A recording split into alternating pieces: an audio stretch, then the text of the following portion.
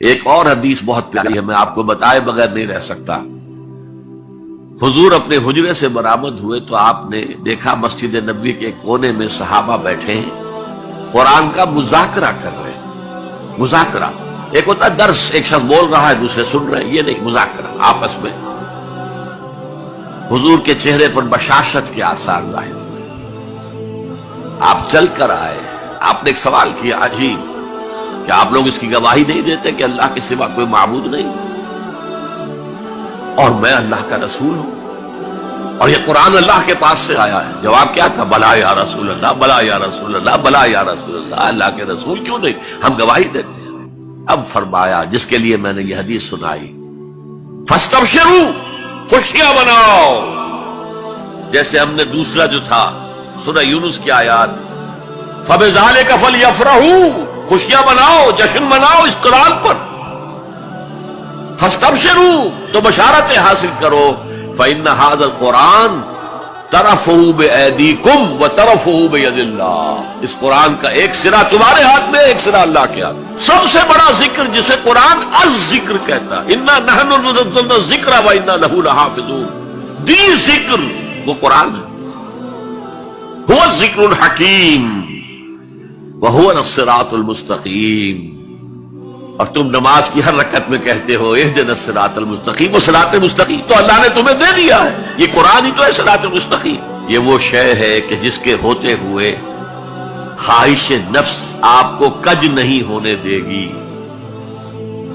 زیغ نہیں آئے گا، اس کے ساتھ اس کے ہوتے ہوئے کبھی کجی نہیں آئے گی تمہارے اندر، زبانیں التباس نہیں پیدا کر سکے گی، قرآن جو ہے اپنی حفاظت خود کرتا، اس پر باطل حملہ آور ہو ہی نہیں سکتا، نہ سامنے سے نہ پیچھے سے۔ وَلَا يَشْبَعُ مِنْهُ الْعُلَمَاء، علماء اس قرآن سے کبھی سیری محسوس نہیں کریں گے، کبھی بھی یہ محسوس نہیں کریں گے کہ بس قرآن سے جو لینا تھا ہم نے لے لیا، اب کچھ نہیں رہا۔ پڑھتے رہیں گے، پڑھتے رہیں گے، پڑھتے رہیں گے، معلوم ہوگا ہر مرتبہ کوئی نئی چیز آ رہی ہے، بار بار کے پڑھنے سے اس پر کوئی باسی پن طاری نہیں ہوگا۔ کوئی اور کتاب دنیا میں ایسی نہیں ہے، ایک دفعہ پڑھ لی، دو دفعہ پڑھ لی، پھر تیسری دفعہ ہاتھ لگانے کو جی نہیں چاہتا، پڑھنے کو جی نہیں چاہتا، سوال ہی پیدا نہیں۔ یہ وہ ہے، پڑھتے رہو گے، پڑھتے رہو گے، اس پر کوئی باسی پن طاری نہیں ہوگا۔ وَلَا تَنْقَضِي عَجَائِبُهُ، اس کے عجائب کبھی ختم نہیں ہوں گے۔ یہ وہ کتاب ہے جسے جیسے ہی جنوں نے سنا فوراً کہا ہم نے آج ایک بہت عمدہ کلام سنا ہے، کتاب سنی ہے، تو ہم تو ایمان لے آئے، ایک دفعہ سنا ہے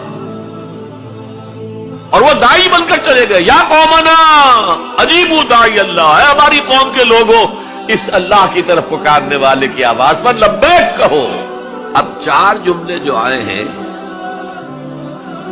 وہ اس حدیث کے اندر جو اہم ترین چیز ہے وہ ہے من قال بہ صدق، جس نے کوئی بات اس قرآن کی بنیاد پر کہی اس نے سچ کہا،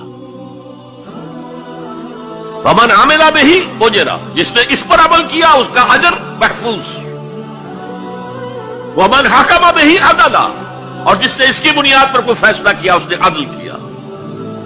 اور آخری جملہ کاش کہ اس کا مصداق اللہ مجھے بھی اور آپ کو بھی بنا دے، وَمَن دَعَا إِلَيْهِ هُدِيَ إِلَىٰ صِرَاطٍ مُسْتَقِيمٍ، جو اس قرآن کی طرف لوگوں کو بلائے گا، کسی اور کو ہدایت ہو نہ ہو، اس کی ہدایت ہو گئی۔